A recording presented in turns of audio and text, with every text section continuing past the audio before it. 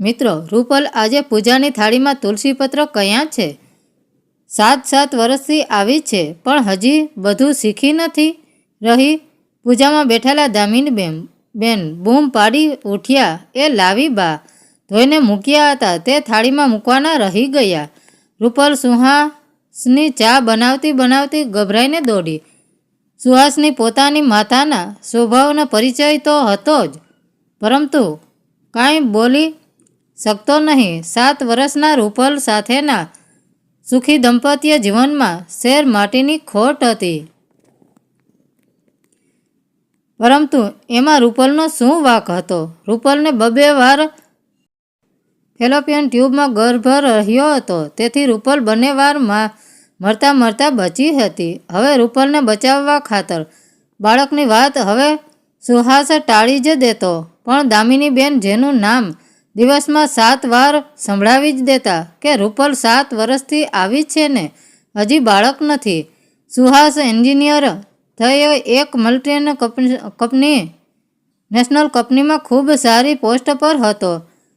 દિનો કરારના અણધાર્યા અવસાન બાદ સુહાસ જ તો દામિનીબેનનો એકમાત્ર આધાર હતો. દામિનીબેન સુહાસને ઓફિસેથી આવતા જરાક મોડું થાય તો ઊંચા નીચા થઈ જતા.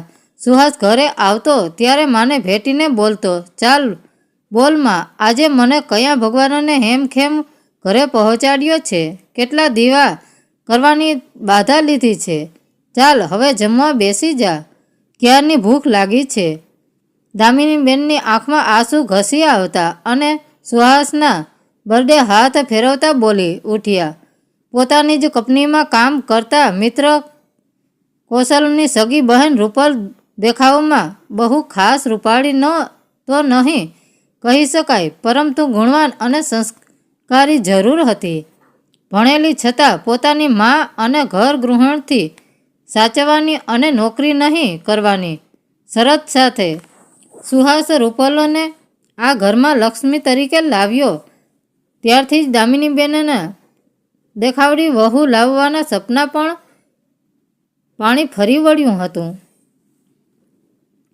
લગ્ન પહેલાં જ સુહાસે પોતાની માતાના અધીરા સ્વભાવનો પરિચય આપી દીધો હતો, તેથી બાને ચિંતા થાય એવું કંઈ બને ત્યારે બાજી સંભાળી લેતી.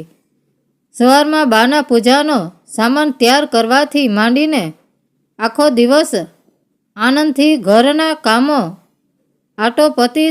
સુહાસ સાથેનું રૂપલનું દાંપત્ય કોઈને પણ ઈર્ષ્યા આવે એવું હતું. ડૉક્ટરના મત મુજબ 2 વારની રૂપલની ફેલોપિયન પ્રેગ્નન્સી બાદ રૂપલ માટે બાળકનો વિચાર કરવો એ ખતરાથી ખાલી ન હતું, પણ રૂપલનો ખોળો ખાલી રહેલો જોઈ અકળાતા હવે તો સુહાસ પણ જોતો કે બા રૂપલને નહીં બોલવાનું બોલી દેતા હતા. રૂપલની આંખે આંસુનો સમંદર છલકાઈ જતો, પણ તે બાની સામે એક અક્ષર પણ ઉચ્ચારતી નહીં. રૂપલ આ કામવાળાને આટલા જગાવવાના નહીં, માથે ચડી જાય. આગલા મહિનાનો પગાર પણ એડવાન્સમાં લઈ ગઈ છે. બા એ પ્રેગ્નન્ટ, એની તબિયત પણ કયા સારી રહે છે એટલે રૂપલ ધીમેથી બોલતી, અરે આ ચોથું છે, ગરીબને ઘેર ખાવાના ફાફા છે.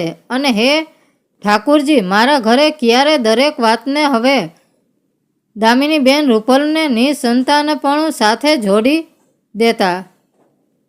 મહોલ્લામાં કોઈને બાળક આવે એની ખબર આવતા જ આખું ઘર માથે લઈ લેતા અને ઠાકોરજીના ફોટા પાસે બેસી જોરમાં રડવા બેસી જતા.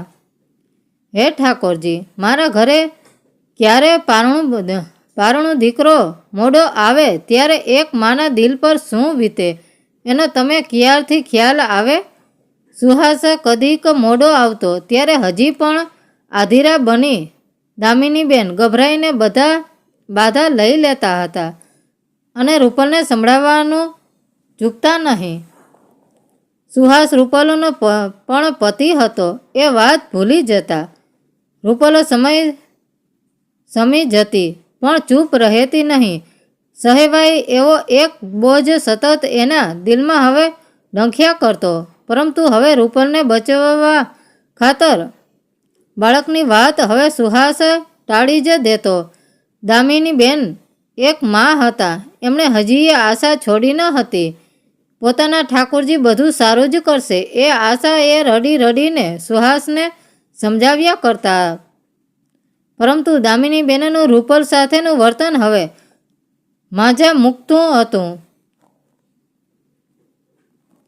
સુહાસ હવે એક છેલ્લી ટ્રાય બાના ખાતર, પ્લીઝ મને પણ આ રોજ રોજનું સાંભળવાનું રૂપલ લગભગ રોજ રાતે સુહાસને સમજાવતી.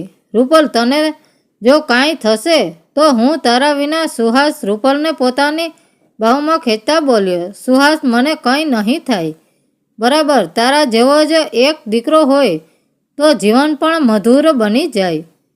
સુહાસ, એક સ્ત્રી તરીકે મને પણ ભગવાન બધું સારું જ કરશે. પ્લીઝ. આખરે ફરીથી રૂપલને સારા દિવસો રહ્યા. આ વખતે બધું બરાબર હતું. દામિની બેનના હરખનો પાર ન રહ્યો. ઠાકુરજીની મૂર્તિ પાસે બેસી કાંઈ કેટલીય બાધા લઈ લીધી હશે. રૂપલને પણ ખાટલેથી પાટલે રાખવા માંડ્યા. બાનું આ રૂપ જોઈ સુહાસ અને રૂપલ ધન્ય થઈ જતા. પણ સુહાસના મનમાં એક અજાણ્યો ડર કોરી ખાતો. રેગ્યુલર રૂપલને ચેકઅપ માટે લઈ જતો. રૂપલ તેમજ બાળકની તંદુરસ્તી અંગેના બધા જ રિપોર્ટ સારા આવેલ જોઈ એના મનમાં હવે નિરાશ થતી. છેવટે 9 મહિને સિઝેરિયન દ્વારા સુંદર દીકરાને જન્મ આપ્યો.